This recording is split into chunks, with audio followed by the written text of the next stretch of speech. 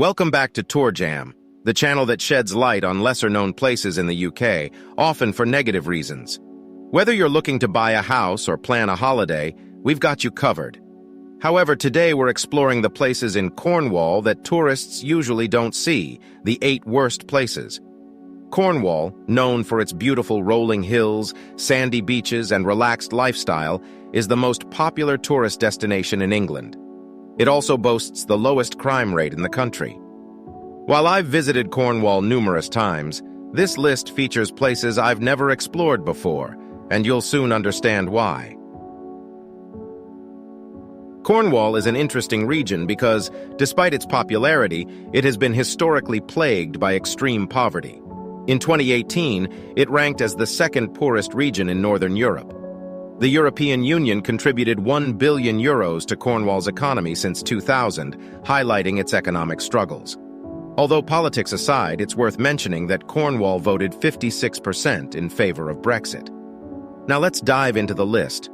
But before we begin, please hit the like button and subscribe to help our channel thrive. Here are the 8 worst towns in Cornwall.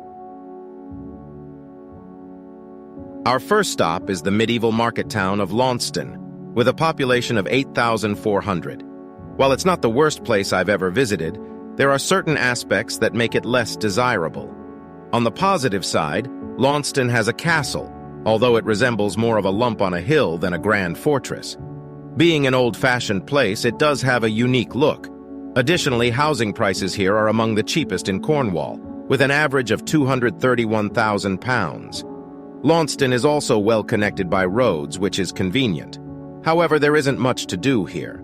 Unless you enjoy drinking, as there are plenty of pubs, the atmosphere can be a bit rough, and the locals aren't particularly welcoming to visitors. Finding a good place to eat, unless you like kebabs, can be a challenge. If you're visiting the north of Cornwall, chances are you'll end up in Launceston multiple times, as it's one of the 8 towns with a 24-hour supermarket. Although when Tesco is your town's claim to fame, it's safe to say that options are limited. Next up is the famous tourist destination, Newquay, with a population of around 20,000. Newquay is often regarded as the worst place in Cornwall, but that's not entirely accurate. There are actually things to do here, such as visiting zoos, cinemas, and enjoying the numerous beaches, which are actually quite nice. Unlike some of the other places on this list, Newquay is not run down. However, it does have a higher crime rate compared to the rest of Cornwall. The average house price here is £333,000, which is above the county average. During the summer, the roads can be congested, which can be inconvenient if you live here. Overall, Newquay is not as terrible as it's made out to be, but it may not be the ideal place to live.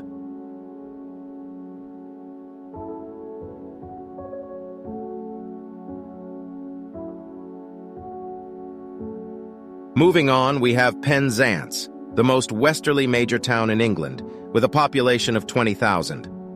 I expected Penzance to be worse than it actually was, so it was somewhat of a pleasant surprise. The town has decent transport links, including major train connections to London and a nearby airport. The A30 road has been improved and the town offers some pleasant views. On the positive side, there are good transport links in Penzance, with major train connections to London and a nearby airport. The A30 road has also been improved, and the town offers some pleasant views. The main street, although not run down, could use some improvements. There are also some out-of-town shops available. However, Penzance is not a popular holiday destination like many other coastal towns in Cornwall. It lacks a beach and the typical tourist attractions. Statistically, some of the worst estates in Cornwall can be found in Penzance. While we visited, we found that the people were welcoming and making efforts to maintain their houses. However, there seemed to be a significant level of poverty for a town of this size. Surprisingly, the average house price in Penzance is £349,000, which is higher than the county average. The crime rate in Penzance is 59 per thousand, which is relatively high compared to the low crime rate in Cornwall. It's important to note that Penzance is not as bad as it's often portrayed, but it may not be the most desirable place to live.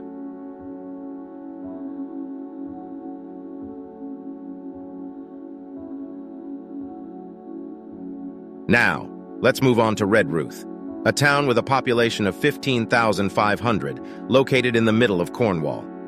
Redruth was rather uninspiring and left much to be desired.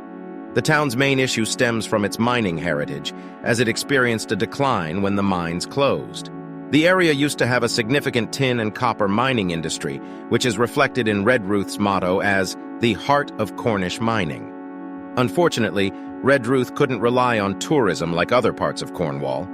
The town offers little in terms of attractions or amenities, and its high street is particularly disappointing, giving false hope to visitors. Redruth was one of the 10 places in the UK that received funding to revitalize its high street. But it seems the money was poorly utilized, with strange statues being the result. Poverty is prevalent in Redruth, and the crime rate is relatively high. Despite these drawbacks, the average house price is £242,000. It's worth mentioning that there are plans to reopen the nearby South Crofty tin mine, which could potentially bring positive change to the area.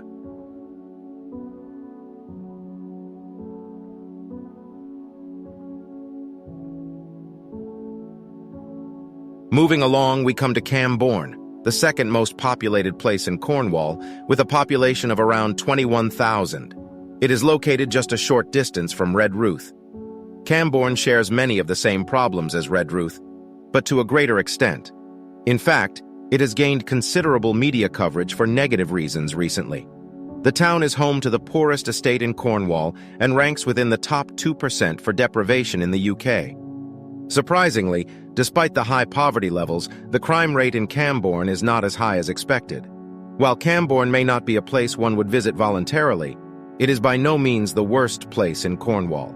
It's a run-of-the-mill town with average features.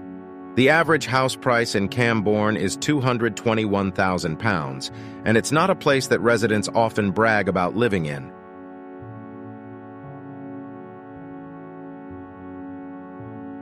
Our next stop is Liskeard, the very first place we visited on our trip to Cornwall.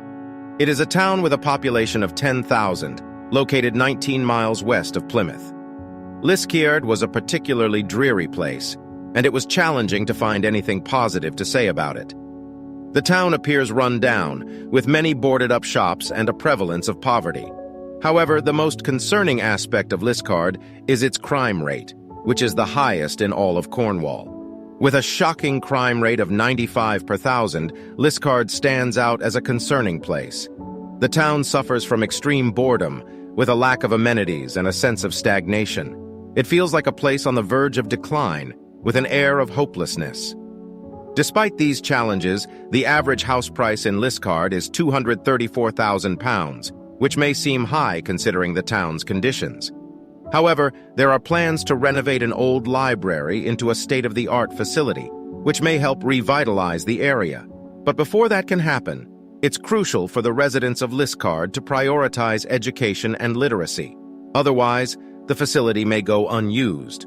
Overall, Liskeard is a town that struggles with poverty, boredom, and a high crime rate, making it a less desirable place to live.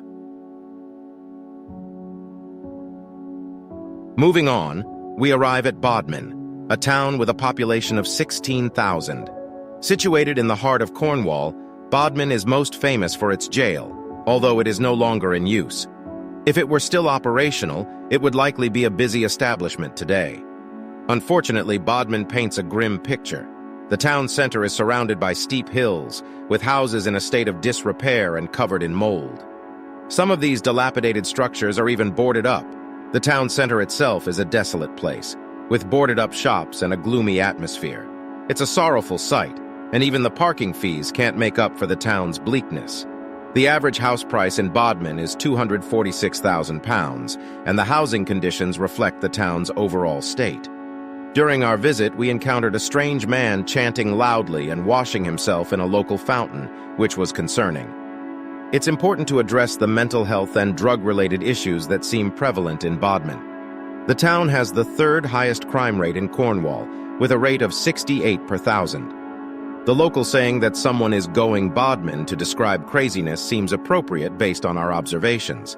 Bodmin is a place that leaves a strong impression of hopelessness and decay.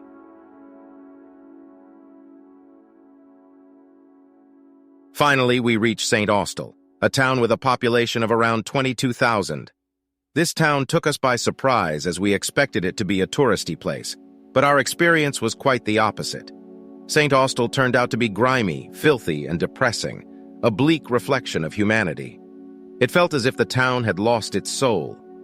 We felt a sense of unease and noticed suspicious glances from the locals.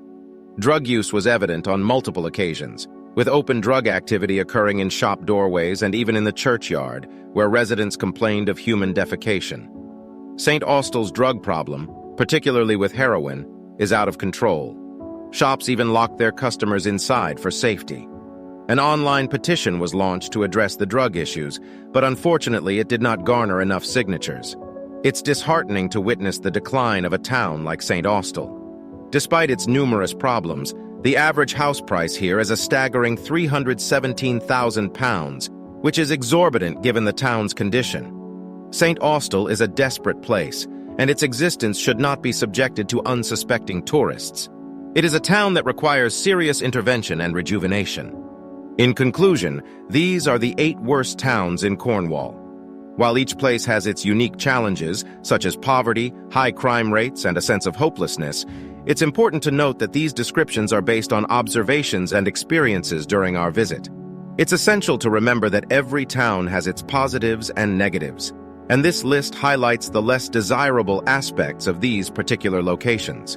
We hope that efforts will be made to improve the conditions and prospects of these towns, ensuring a better quality of life for the residents and creating a more welcoming environment for visitors.